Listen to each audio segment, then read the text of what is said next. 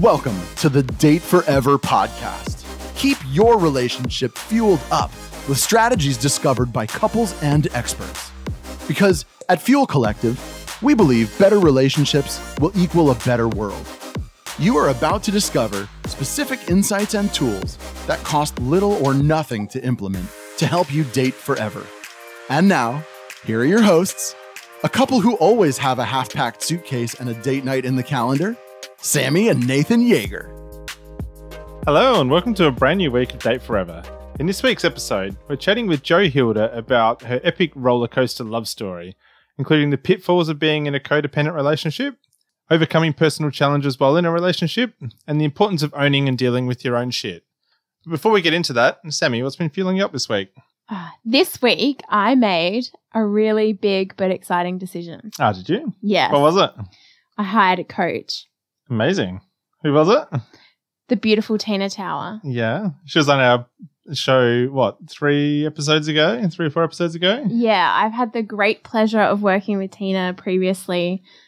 She helped me with a product idea that I had.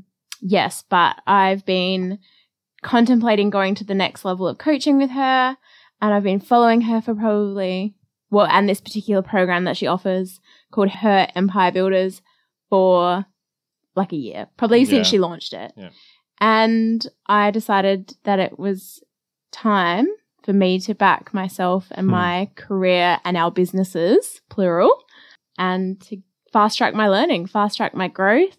Take it to the next level? Yeah. And I'm a massive believer, that if there's something that you want to do, go and find the person who's done it and learn how they did it.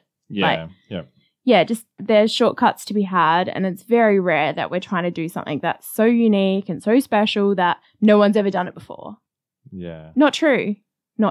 So I've gone to the person who has done what I'm trying to do, and I'm going to learn from her. Amazing. Yeah. But it fueled me up because it was just a moment of really acknowledging that the financial investment in myself always pays dividends. I can't think of a single time where I've paid for education or development of myself or a skill, and it hasn't come back to me with a greater return on investment. Yeah, that's amazing. And I think for you too, it probably shows the growth that you've done over the last 12 months, because I know you did kind of look into this 12 months ago. Yeah. And made a different decision. You chose not to do it at that time. Yeah, and it's kind of silly because if you've listened to last week's episode with Sonia talking about our core needs, my number one core need is growth. So it's kind of silly that I've been getting in my own way, preventing growth. Yeah, that's true. So fuel up this week, backing myself, investing in growth of the podcast and Fuel Collective and what we want to do here. Big things that are come. Yeah, and thank you to everybody who's listening to this because you are part of that. Yeah, it's amazing. Okay, Nathan, what about you? What fueled you up this week? So mine's a little bit more lighthearted than yours, but we're meant to be going to a gig this weekend. We're meant to be going to our hot tub time machine in the Domain in Sydney, but because of this beautiful thing called COVID, it got cancelled. And so instead, Hot Dub did a gig at home. So Hot Dub at home. So we set up our little disco light and cranked the beats and had a little dance party at home. Had a couple of cocktails and just had a really fun night. We did. It was the second best to being live in the Domain with thousands of real life humans. It doesn't quite compare, but we still tried to make the most of it. And we had a few of our other friends who were watching as well, or who were having their own dance parties at their own places too. So we were able to share a few photos and kind of semi-share the experience with other people, even though we weren't doing it together in the Domain. Yeah, and it is kind of amplified and made better because the guy, his name's Tom, who runs Hot Dub Time Machine, he lives around the corner from us. He lives in our neighbouring suburb. So it's always really cool because I always feel really connected, and I feel like Tom has been a huge part of helping us get through 2020 lockdowns and now 2021 lockdowns. Yeah, so this wasn't the first time that we've done or watched Hot We Tub spent our Time New Machine. Year's Eve streaming with him. We did, yeah. And there was multiple other times throughout last year as well that we tuned in and watched his Hot Tub at Home sets. So, yeah, it was actually quite nice to to do it, even though that we should have been there in person. A compromise, but a good one. Yeah, it was good. But now, here's this week's guest. Welcome to the Date Forever podcast, everyone. Today we've got Jo Hilder joining us. She is a writer, artist, and experienced speaker, author of 4 books, and most recently the author of Small and Pure, A Cautionary Tale. She is a cancer survivor, having been diagnosed with stage 3B non-Hodgkin's lymphoma in 2013. Jo writes honestly about being Gen X, post-menopausal, and other topics including living with bipolar disorder, running a business mid-COVID, and remembering how not to be rude to others. Welcome to the show, Jo. Thank you. Good to be here. Yeah, there is so much in that intro. You have lived a life. That's for sure. Yeah, definitely. There's so many questions I'd like to ask, but I think the best place to start is to ask you about your relationship. We're on a relationship podcast. What's your relationship status? So I'm married and have been since 1989. So what's that, 32 years? Yeah, for context, that's my birth year. Whoa. Okay, so now you're getting an idea of my age as well. But we're in our very early 50s and we got married in 1989, so it was a long time ago. And what's your partner's name? My partner's name is Benjamin. And how did the two of you meet? Take us way back. Okay, so we actually met in a church youth group. So we were both going to the same church youth group. I'd known him since he was a teenager, probably from the age of 13. And then I actually dated his cousin for quite some time. And then when I broke up with this older cousin, I was like, ooh, who's this person like? So we got together actually in a church youth group. We were only dating for about 3 months when we found ourselves pregnant. Well, oh, wow. Yeah, that was pretty alarming. Ben was 18 at the time and I was just going on 20. So that was sort of how our relationship started, quite an alarming. So you on a bit of a fast track from there? How did that go down with the church group? Yeah, well, that's a whole story in itself. Because of the context of us being in this youth group, Ben's from a Christian background. I'm not. So our families handled it quite differently. There was never any pressure for us to do anything we didn't want to do. And we were pretty much resolved at the start we wanted to have the baby and then get married. That was just what we wanted to do. The church handled it pretty badly. In our opinion, they actually, when I was quite heavily pregnant, asked us to get up in front of the youth group and apologise to everybody. Oh, wow. Them down. So there was this huge shame that came around where we were at, very early in our relationship. So that really set the stage for quite a few years, actually, that sense of trying to make up for what we'd done wrong and to do the right thing after having done the wrong thing. So, yeah. In context of the church, we should clarify. In context of the church, yeah. Which, I mean, I know a lot of people can't relate to that, but I think we all have these expectations around from other people of our relationships as well. And for us, that was our context, was the church and their expectations. But we really liked each other. We were really good friends. We'd actually managed to build this solid friendship throughout just that short period of time. We really enjoyed being with each other. We had fun together.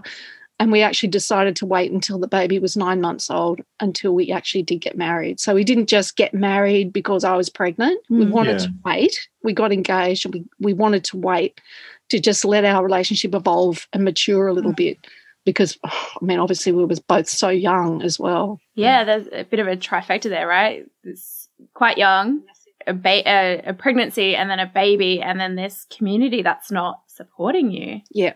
Yeah. That's more than 3. It's 4 things, isn't it? It was really difficult. And I thank God for our families because they were very supportive. They just said, whatever you guys want to do, we'll back you.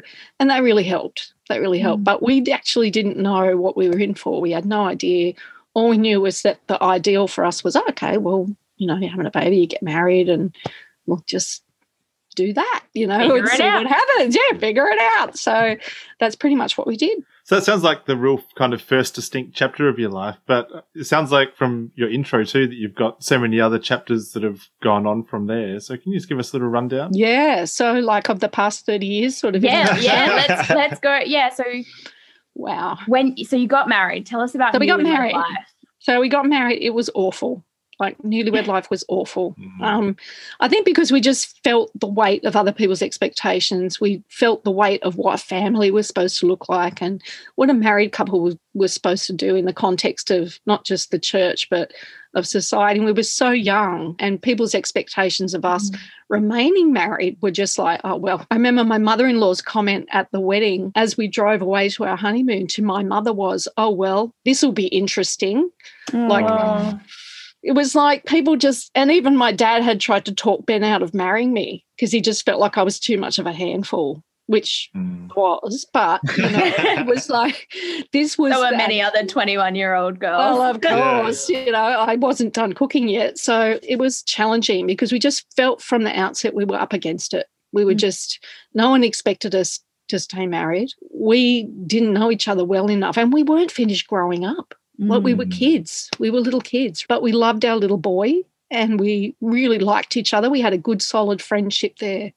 So that kind of set us up for the years to come. So in that first chapter, the first 5 or so years were really just about ironing the bugs out, trying to just survive it, trying to just say, okay, we've got to decide that this is what we're doing and just work out who we are and what we're about. But then, things came along and we had a couple more children. We waited 5 years before we had another child, which was a good decision because we knew that we didn't want to just, keep having babies just for the sake of it. We waited until we grew up a little bit. So that was a good choice. That was a good decision. What would you say was the biggest lesson or moment of growth in that first sort of 5 years? What was the thing that the two of you really had to grow together with? That's a good question. I think the further we went along, the more we realised that we were going to have to be a team and that we were going to have to listen less to the expectations of people around us and the people that we thought knew better than us, and we were actually going to have to define our relationship ourselves, and we were actually going to have to work it out together rather than depend on other people to say, okay, this is the box and the template that you fit into, whether it be the church or the society or whoever. Or we had to work it out. We had to sit down and actually work it out together. I think the first 5 to 10 years were pretty much about that. Figuring out what you wanted it to look like. Very, and feel like what do we want from this relationship? Where do we want to go?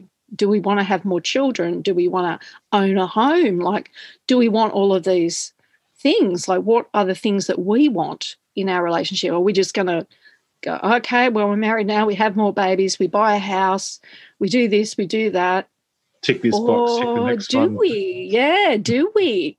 And I mean, we made some choices in that time when our children were very young. We decided to homeschool because we decided we didn't want to go down that path of sending our kids to mainstream schools, which was a great choice because it meant that we could go off on another path and adventure with our children and adventure with each other and do some really crazy things that brought us together.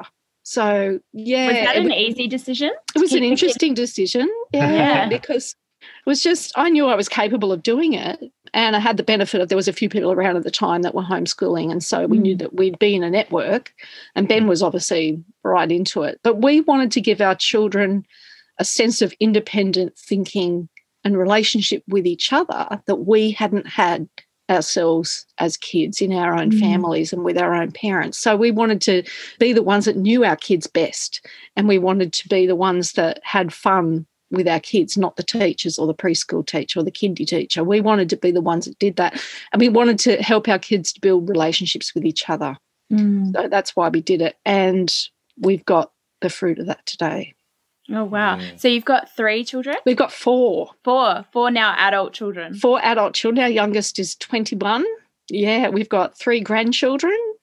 My hypothesis is that your 21-year-old's life looks very different to your life at 21. Oh, my God, yes, absolutely. And I wish I could say the same for our eldest. He actually and his partner at the time fell pregnant when he was very young as well.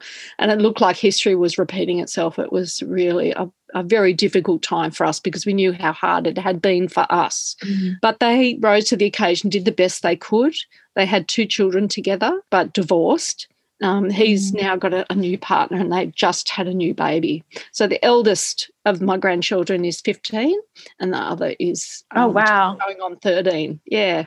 So that's what happens when you have your babies when you're babies. Yeah, you get to be the cool grandma and have your oldest grandchild be really quite in close age to your youngest child. It's pretty wonderful. Yeah, it's really wonderful. So we do feel like we're all very sort of connected in terms of generational, connections. And Ben and I feel very young to be grandparents, but it's a blessing too. It's like we're incredibly grateful because we get to spend time with these kids and with our own kids with the energy to do it and the interest to do it. Yeah. Wow. So obviously making the decision to have your kiddos go through homeschool, and you said that you knew that you were going to be capable and you were going to be able to plug into a network.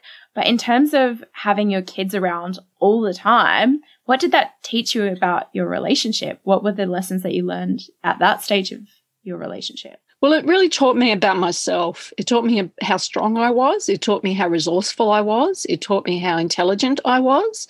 It taught me how capable I was, and I wanted those challenges. That was why I kind of went into it. And it did the same for Ben. Like, we had this proximity to our children that no one else had. No teacher, no educator. We were the ones. We were the primary people for these 4 human beings. And, they were around us more than they were around anybody else. Now, that's a good thing and a bad thing because they see the best of you, but they also see the worst of you. And when your relationship is going through struggles, you can't hide it because your kids are right there and you've got those really close connections. So, we drew on those connections when we went through hard times, that we all supported one another, but it's also really difficult when you're going through hard times when your kids are really plugged into what's happening and are very aware of what's happening. Yeah, it's difficult. It was really hard because we did go through some difficult times. And as you said, Nathan, like sort of stepping forward a little bit, when I went through cancer, for example, the kids were in school by then, but our youngest was only 3 years old. So I was diagnosed with cancer in 2003 and it was quite advanced by the time they caught it, and it just blew our world apart. But the benefit of it was that we were so close that we knew that no one could frighten our children with information because we were so close to them. They knew exactly what was going on. Yeah. But going through treatment, obviously chemotherapy, radiotherapy, all of that kind of stuff, it took a huge toll on Ben. I would say probably more even than me, which actually is quite common in relationships. Having worked for the Cancer Council for many years since as a support coordinator, I know that carers often suffer more than the actual person going through the experience. So Ben, very much so, it impacted his mental, emotional health because all the attention is focused on the person who's going through that experience, and everyone just thinks that, they'll be okay. They'll just handle it, And I guess a lot of the burden then probably gets put on the other person then too. It's like, keep all the other cogs turning. Or just keep it all going. You got to get kids to school. You've got to, keep it. We had a business. He had a job. I had a business. We had to keep all of that going.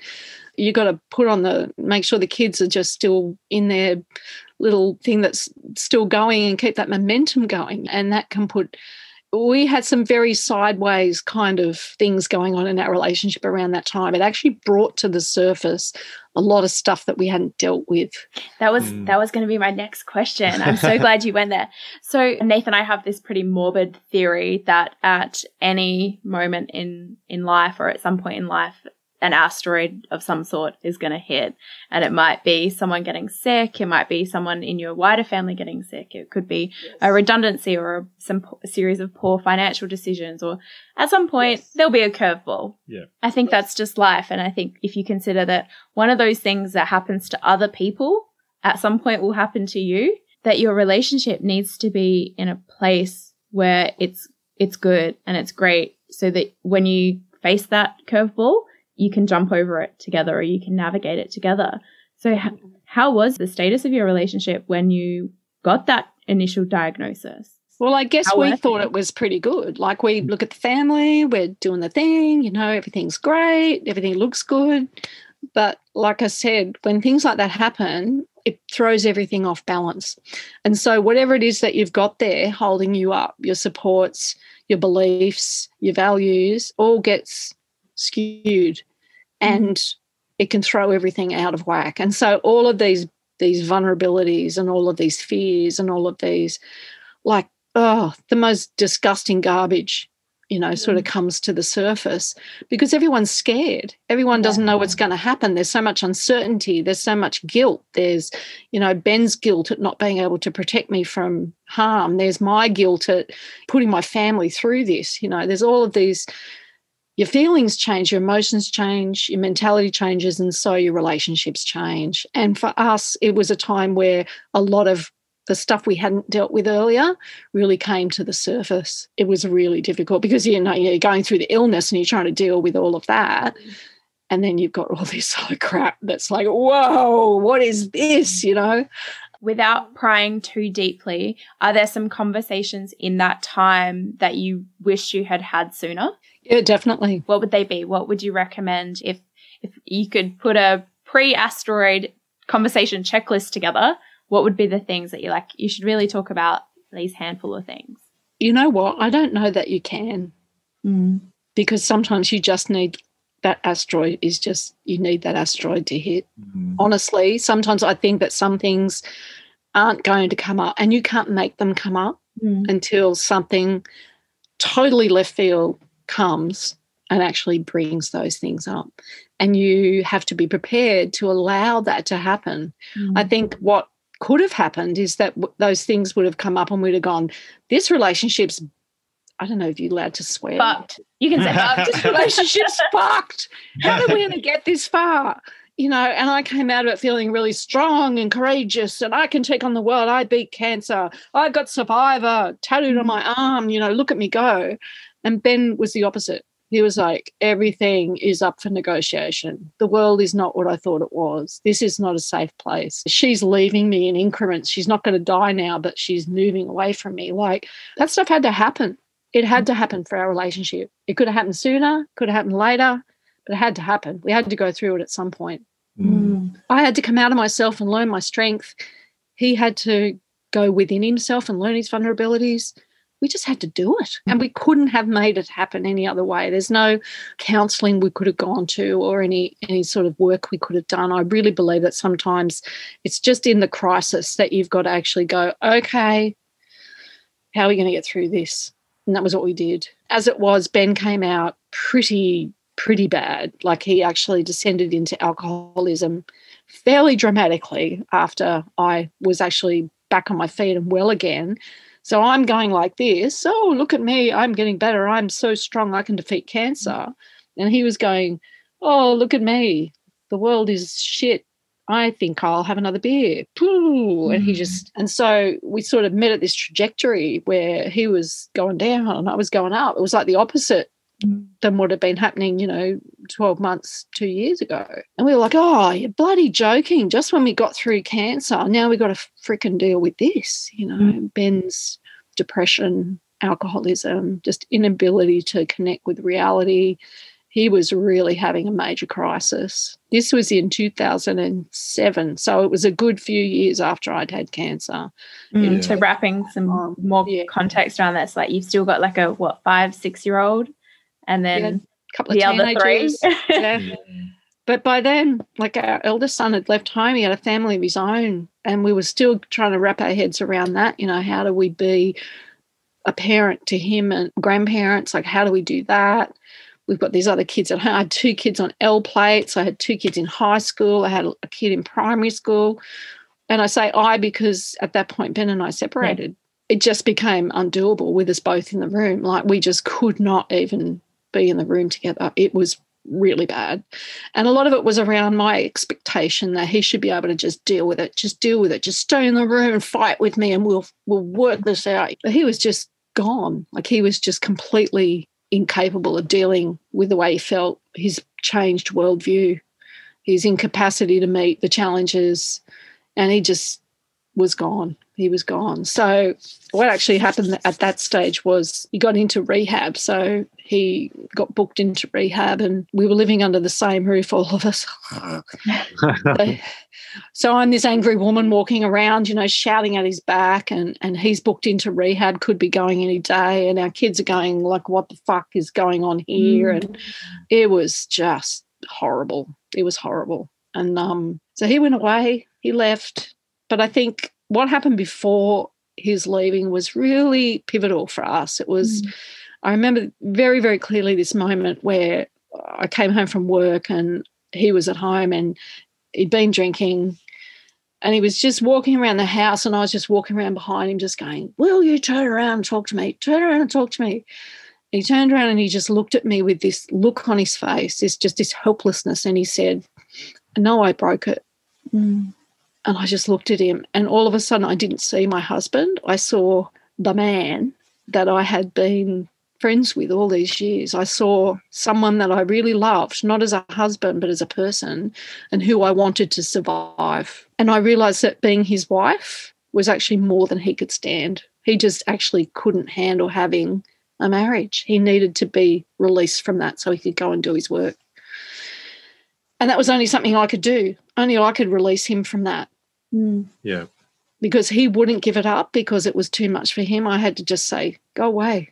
I'm not your wife anymore. Just go deal with your shit. And I mean, that was really, really hard, but it was the best thing that we ever could have done. Wow. And it sort of leads me to one of the points I wanted to bring up was that the most important thing that we can do for the other person is deal with our own shit, and to be constantly dealing with our own shit and not make our shit the other person's shit. At that point, Ben went away to deal with his shit. And guess what? I couldn't blame him for all my shit anymore because he just wasn't there.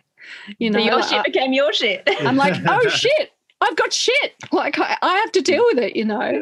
He's gone and this shit's still around. Shit's still there. And guess what? Where he was, I wasn't around, and his shit was still there too. Yeah. Yeah. But he stayed there for 6 months and he did the work, you know. But I had the divorce papers in the drawer. I was quit. I was ready to go. I just thought, you know what, I can't do this anymore. I don't want to do this anymore. I need to cut him loose so that he can survive. Because if I try and hold on to him as a wife and expect him to be my husband, I'm going to find his body, you know, like this is not going to end well. The expectations were just, they built up over so many years, you know. That's such a scary thought, isn't it? Like the way you're looking at somebody that you love and facing the thought that if I don't let them go and I don't release us from what we've created, that I might find them dead. Yes, it's too much. It's too heavy. It is heavy. But it wasn't personal. And I think this is what I came to realise after time, is that it wasn't personal. It wasn't about me as a person. It was about what I represented in his life. I was the wife. I was the mother of his children. I was that woman who controlled the money. I was all of these things, you know. Once that was gone from his life, he was able to actually deal with what was causing his addiction. And releasing him to that just felt like the biggest gift that I could give this person that I really loved. And I just had to let him go. There was no animosity. There was just like, I remember dropping him at the gates of the rehab and shaking his hand and saying, have a nice life. See you later. And I honestly never thought that we'd ever get back together. So Jo, what a story, isn't it? And it's your life. It's beautiful and messy and beautiful. But so Ben's gone to rehab and you're left realizing you've got shit. What did your work look like? What did you do? Oh, my God. There was a lot of being in the fetal position in the corner screaming. I'm not even joking, like literally. Yeah.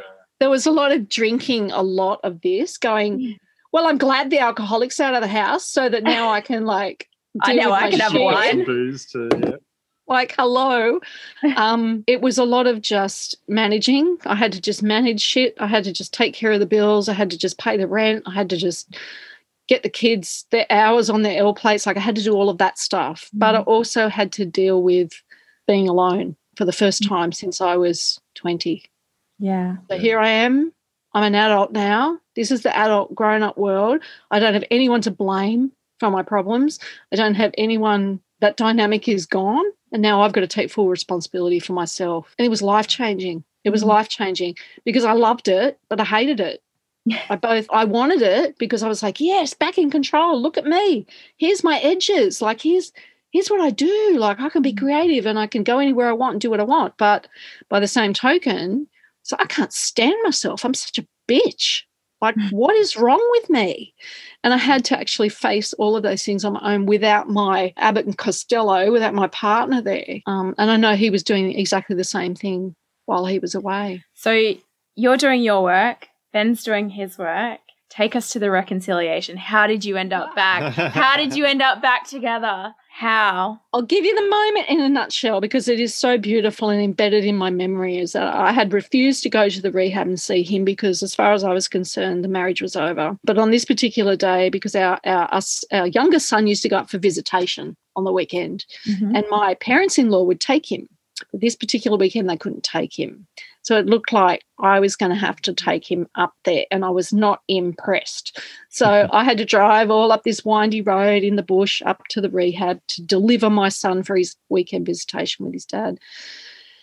And as I came around this corner, I could see that there was some burning off happening, like they were doing some back burning. And I was thinking to myself, oh, my God, Ben would love this. I don't know why that popped into my head, but he loved fire. He's a pyro. And I was thinking he'll be around here somewhere, I bet.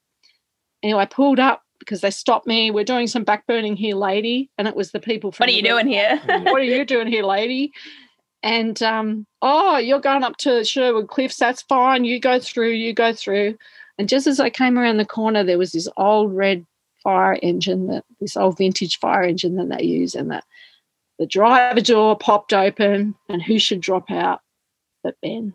And he was like, he was the opposite of the last time I'd seen him. He was buff, he was muscly, had a little pot belly because he's really thin, like he's really slim. He was suntanned, his hair was all tousled, he had ash all over his face, and my mouth just dropped out open and drool started coming. Like, so dreamy. Oh my God, that's Ben. That's my husband. That's my husband. And everything just, I was just like, oh my God. And I got that fluttery feeling in my tummy that I used to have, And he walked over to the car door and he was like, well, hello there. So I was like, oh, melting. And that was it. I was back in love with him. Like, I just could see the Ben that I had married. I could see the Ben that used to run around in my VW with me when we were young. I could see the Ben that he was, like he had come back. And he was looking at me like I was like dessert on a plate. And I was like, this is okay, back off here. You had to remember that your son was still in the car. Yeah, and I don't love you anymore, and I'm going to divorce you, and you're an alcoholic, and but as it turned out, like he'd done the work, and he was about the work of winning me back, of getting me back, and that was what sort of eventuated after a couple of visits and whatever. He just said, look, I've just woken up and realised where are my wife and children, and I want to do the work to win you back. What will it take? Well, let me give you a list. It wasn't like that. We just started seeing each other again. I would go to the rehab and visit, listen to him talk, mainly just listen to him talk and listen to him tell me what he was thinking and what he was doing, and watch him with other people, watch him behave and watch him in his routine and get to know him again and trust him again was the big thing, to trust. And once some of that trust was built back, I felt like I could sort of edge back in. So at the end of his tenure, his 6 months, he actually came home, which we never thought he would. And from the get-go, it was different. And not just because he had done his work, but because I had done mine. I was just like, okay, so I've actually decided I'm going to be this kind of a person from now on, and I'm going to do these sorts of things, and that's just who I am now. And he was like, yeah, same.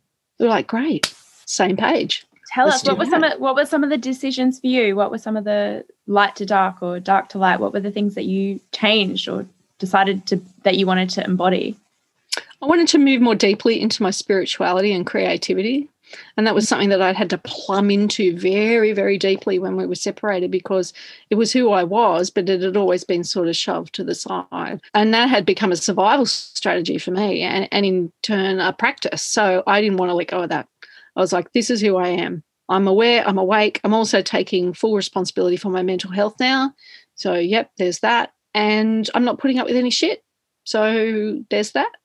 And he was like, yeah, same. So we just basically decided not to put up with the codependency anymore, where one has to stay broken for the other one to have a job. And that's, you know, that's a common pattern in relationships where, and it can be either or. And with us, because of circumstances, it had been that. You know, one's the victim and one's the rescuer, and someone's always got to be busted up so that the other one's got a job. But I was like, I'm not doing that anymore. I'm sorry. Like, I'm so not into that. And he was like, same, don't want to do it. And so that really, was awesome. Yeah, you had an opportunity to like renegotiate the terms of your relationship. It was like a reboot. And everything since then has been completely different. Like, we've still had ups and downs. We've still had challenges. We've still had, you know, some pretty heavy stuff happen. But because we were on this different footing, it changed everything. We've had conversations now that I just never believed that we would have. Everything, like our intimacy has changed. And all of this is evolving now because we developed this different style of being married, where we'd had this kind of really weird, codependent, kind of juvenile way of dealing with problems. Once we owned our own shit and we actually were prepared to let the other person deal with their shit, we realised that that's the best gift that you could actually give to the person that you're married to, is to actually just deal with your own shit so that their life doesn't revolve around accommodating you and your shit. Or helping you deal with your shit, or fixing your shit, or filling in all the blanks that you think are going to need filling in because of your shit. Or the consequences of your shit. Exactly. The consequences of the decisions of your shit. Exactly. So there's still things that we go through, like financial problems and stuff like that, that we work on and we negotiate together. But for the most part, that really deep internal, personal, those struggles, it's like, I'm sorry, that's your shit. That's your shit. I'm sorry. And rather than you try to deal with each other's shit. Oh, how can I help? How can I get involved, darling? How can I love you more? How can I? No, sorry. That's your shit. Like, and this is my shit, and I will deal with it. I promise you. And this has allowed us to actually have conversations that we never imagined that we'd have. Conversations about the past, conversations about past hurts, about secrets, about things we want and we don't want. I never imagined that we'd be at this place in our early 50s. I really didn't. So just to recap the timeline, how long ago was this? When did Ben leave rehab and come home? So he came home in 2008, December 2008 for Christmas. Yeah. And we decided, because most of our kids, except for the youngest one, had all flown the coop by then. They were all ready doing their things. And we'd moved to Newcastle and we decided to go on another adventure. And this is something that we've done quite often in our marriage, is let's go on an adventure. Let's not do what's expected. Let's do something that we think is going to be enriching for us, be it homeschooling, be it, you know, travel, be it whatever. So we decided to go and do some caretaking on a property in Victoria. And we did that for a while. We were down there for about 18 months with our youngest son, and we homeschooled him while we did that. And that's sort of what we've been into. We've just been into sort of taking ourselves out of the context of expectations of this is what we're supposed to be doing when we're this age, or when we've got this amount of money or whatever. No, bugger that. Like, let's go do this. Because we now know, like we did when I had cancer, when you're taken out of the context of your comfort zone, things will either disintegrate because you haven't dealt with the shit, or they'll actually be amazing because you have. So we found now, since all of that shit's gone down, when we come up with other issues, you know, like I lost my business because of COVID, and I've had some real struggles with my mental health this year. But because we're on this journey together, and I'm dealing with that, like I'm dealing with my shit. That's my shit. So I go to therapy every week. I take my medication. I do all the things I'm supposed to do. And that leaves Ben free to do what he needs to do is just take care of his shit. Like, he wasn't put on this planet to deal with mine. I was. And that means that when we go places together and have adventures and do things, we can actually have a really good time together. And we're better friends now than we've ever been and adore each other. I mean, my God, my husband came home yesterday and he bought me a Nintendo Switch. Now, if that's not true love, that's love. I don't know what is. That's true love. I love that. Well, I love what you're saying here. Like, one of the things that Nathan and I talk about in context of the Fuel Collective and living a fueled up life is that your relationship with yourself sets the tone for every other relationship that you have. And the game changes when you take extreme ownership. And I love because you've just embodied that in that whole story of really just, that's mine. I gotta deal with that, and I'm not gonna pander and take care of your shit. I'm gonna deal with mine. You gotta deal with yours. But what I'm hearing in that is that it allowed both of you to do that, but also raise your standards for what you expected of each other. Precisely. And we're now holding each other to account for that. So rather than saying you're not meeting my expectations, I'm holding you account for that. It's like, excuse me, but are you actually seeing that this is your stuff? Actually, I'm really busy taking care of my own stuff right now. So you just got this delineation that happens, and you need to put that back up. You need to put that line back up that says, this is your stuff, this is my stuff. We're both two individual, mature people on a journey, but we're doing it together. And I think that's what Ben and I never had in the early years. But now we're much more walking beside each other instead of like that enmeshed codependency. And when our other son got married this year, and he'd been through some terrible struggles leading up to it, and I kept saying to him, mate, you need to just deal with your shit, because your wife, it's not her responsibility to deal with your shit. It's the greatest gift that you can give her as a husband, is just to take responsibility for your own stuff. And it's been a game changer for them. So seeing them come into their marriage very early on with a sense of taking that personal responsibility for their stuff, where someone doesn't have to be broken and the other one the fixer. Yeah, it's really important. Yeah. So you've gone on to have another, well, I can't do the math, but like 15 years of marriage since the fire truck moment. What is it that you do now to keep that relationship fueled up, aside from taking care of your own shit? What's the part that you keeps your romantic relationship alive? One thing I think is really important is a sense of humour. You've got to find each other funny. And I think you've got to entertain each other and just be lighthearted. I really do. One of the things that drew me to Ben in the first place was his sense of humour. He's just so dry and so funny, and he makes me laugh every day. Like, we just get each other on that humour level, not laughing at things, but laughing together about things, you know, taking those little trips away where we just mooch around coffee shops and camp or whatever, just doing fun things out of context together. That really helps. You know, we don't date a lot because we really treasure our time alone, just chilling. Like, we just love sitting at home, just chilling. He'll have a 0 alcohol beer and I'll have a glass of wine, and we just watch a movie or whatever. Because that to us is intimacy, and that's a place we can both just be and really just enjoy each other's company. And for us, that's really what makes up the heart of our relationship. And everything just kind of comes out of that. And we still have a little bit of, because of my failed business, there's a few financial issues that we've got to take care of. And that's really scary ground for us, because finances is often, you know, a really difficult topic for married couples. And I mean, it's no different for us. Yeah, and it shoots your brain into scarcity, which triggers all of the and also into that victim mentality, you know, like, oh, you know, I need help, I need rescuing, and you've got to come and rescue me. But all of those bad habits, again, will come up in the hard times. And as long as you're aware, and it gives us an opportunity now to talk about that and go, okay, so this is how we behaved then, and that didn't work. So what could we do differently now to get a different outcome? That's kind of where we're at. I love that you brought up humour, because that's one of the things that Sammy always says to me almost every day. She's like, I make you laugh every single day. I don't know whether it's reciprocated, but Sammy's like... But when I'm making you laugh, I'm making me laugh. Yeah. So.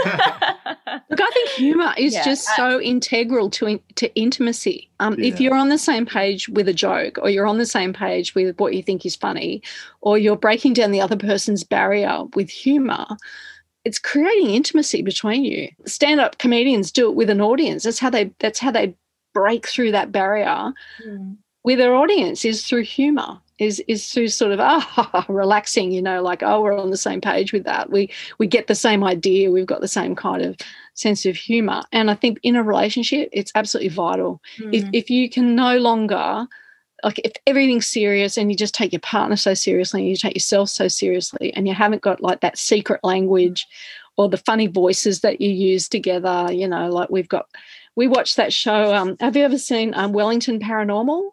No. Oh, my God. It's like a reality TV show send up of like 2 New Zealand cops, and they go out and investigate ghosts.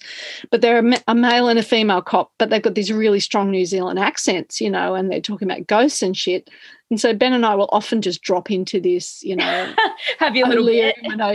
Like we've got this little comedy duo thing between the two of us. And that creates intimacy. That deepens connection. It's like we're a comedy duo. Woohoo! We get each other's jokes. We've got a secret language. That I love those little romantic rituals. We've got one. Well, I've got one that embarrasses Nath. Is that anytime you hear kung fu fighting on like that song, everybody was kung fu fighting, and I will pull ninja moves at him, whether or not we're in this and karate chop him, whether or not we're in the supermarket or wherever we are, and I don't even know where it came from, but now it makes me laugh. And it's playful.